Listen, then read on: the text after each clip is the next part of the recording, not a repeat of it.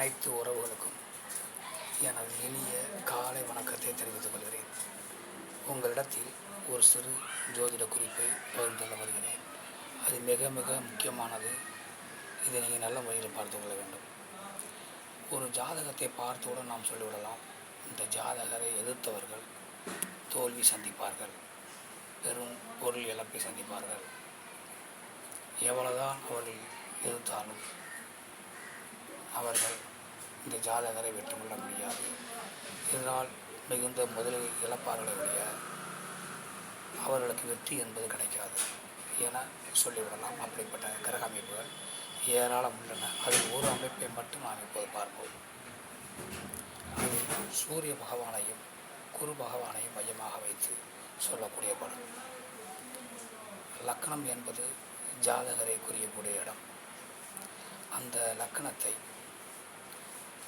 செல்வக்காரகன், தனக்காரகன், குழந்தைக்காரகன்,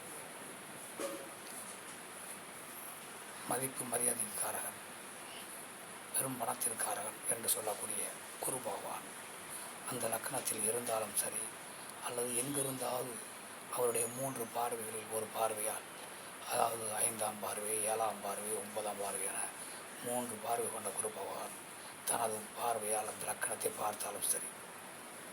அப்படி இல்லையா, சூரிய பகவான் காலபுருஷனுக்கு 5வது வீடு சிம்மம் வீடு, பூர்வ புண்ணியாதிபதி.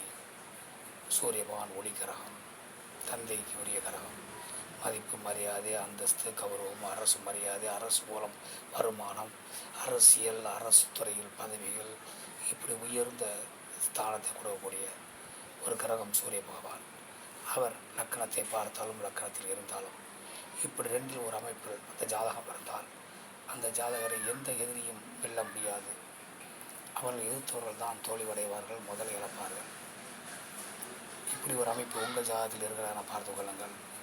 மற்றவற்றை நாம் அடுத்த வீடியோவில் காண்போம். நன்றி, வணக்கம்.